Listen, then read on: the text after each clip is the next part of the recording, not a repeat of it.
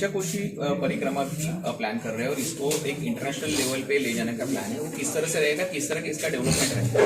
पंचकोशी यात्रा या कोई नई चीज़ नहीं है। पंचकोशी यात्रा यहाँ पे सैकड़ों सालों से पारंपरिक रूप से चलती रहती है। हर साल ये होती है। उसका पूरा मार्ग निर्धारित है।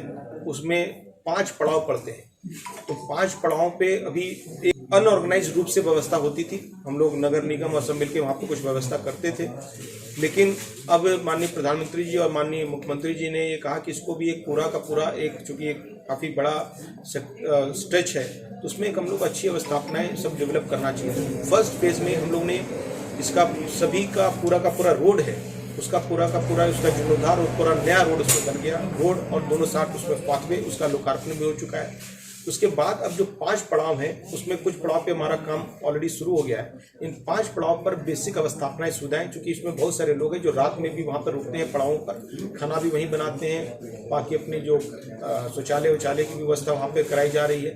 तो 5 पड़ाव पर बढ़िया सुविधा हम लोग उपलब्ध करा रहे हैं, जिससे कि जितने भी ऐसे हमारे श्रद्धालु जो पूरे इस पंचकोशी यात्रा को पैदल करते हैं, उनको कोई असुविधा ना हो। और ये भी एक रिलीजियस टूरिज्म का एक हम लोग इसको एक वो बना सकें। और साथ साथ ये मैं बताना चाहूँगा, ये पंचकोशी मार्ग जो है, ये अगर पुराने रूप में देखें तो एक हमारा इंटरनल सर्कुलर और रिंग रोड भी है, जो पूरे के पूरे शहर को 5 विधानसभा को कवर करती है और एक सर्कुलर रोड के रूप में भी इसको काम करती है। तो इसका एक अपना ट्रांसपोर्टेशन और ट्रैफिक के मद्देनजर भी इसका काफ़ी बड़ा इंपॉर्टेंस है। सर, काशी विश्वनाथ धाम में पौधे कौन कौन से लगाए जा रहे हैं जो बाबा को प्रिय है, उस टाइप के कुछ है क्या? इसमें काशी विश्वनाथ धाम में हम लोग 4 स्पीशीज के पेड़ लगा रहे हैं, रुद्राक्ष, पारिजात, बेल और अशोक।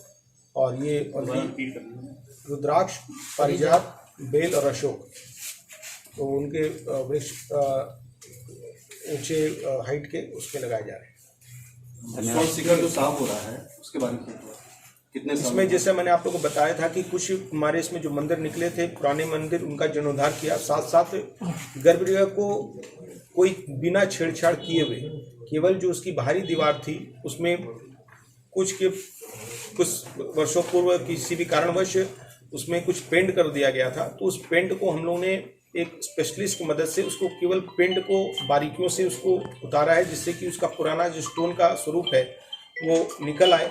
और जो स्वर्ण शिखर जिसकी बात करें, स्वर्ण शिखर में ऑब्वियसली उसकी प्रक्रिया होती है, तो उसमें कुछ उसमें स्पॉट्स आ गए थे, जो ब्लैकिश स्पॉट्स आ गए थे।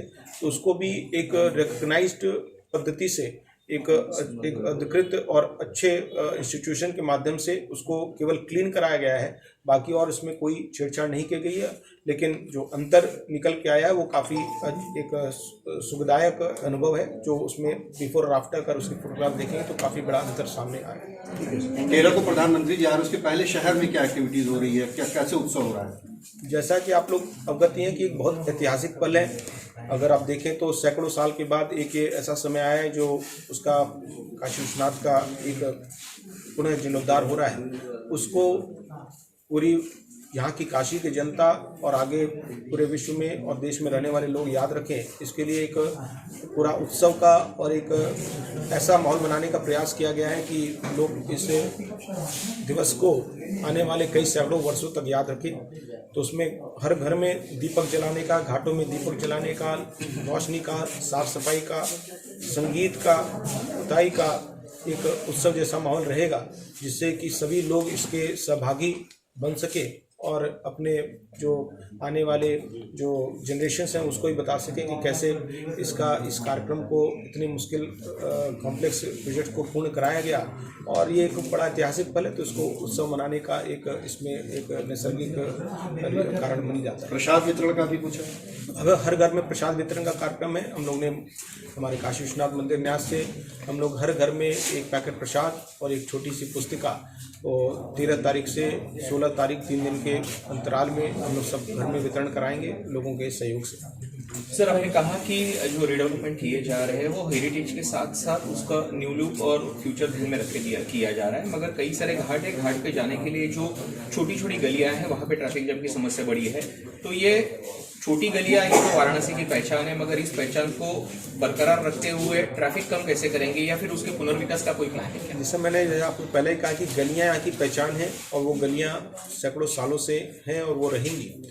अब हमारा कारण ये होना चाहिए कि हम लोग उसको कैसे बेस्ट यूज़ करके, तो सबसे पहला जो चीज़ कर रहे हैं कि हम लोग एक efficient public transport system develop कर रहे हैं, जिससे कि लोगों को जो बड़ी गाड़ियां हैं, चाहे कार्स हैं या बड़ी 4 व्हीलर्स हैं, उसका लोग उपयोग कम से कम करें।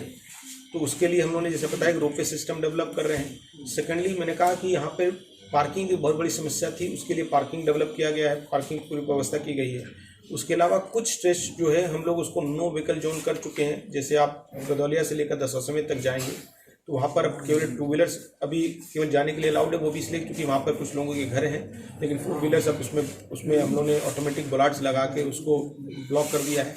उसके अलावा हम लोग जो 50 हमारी इलेक्ट्रिक बसेस आ गई हैं ऑलरेडी, उनका संचालन शुरू कर रहे हैं कि लोगों का पब्लिक ट्रांसपोर्ट सिस्टम में थोड़ा सा भरोसा जगह। हम लोग वरुणा के अलॉन्ग दोनों हम लोगों ने जो कॉरिडोर हम लोग का बना है वरुणा रिवर के अलॉन्ग, वहाँ से अगर हम लोग उसको एक 3 व्हीलर के लिए, जो हमारी ई रिक्शाज है, ऑटो रिक्शाज के लिए एक डेडिकेटेड कॉरिडोर बिना रेड लाइट के वो सीधे राजघाट तक पहुँच पाएगा या खिड़किया तक पहुँच पाएगा।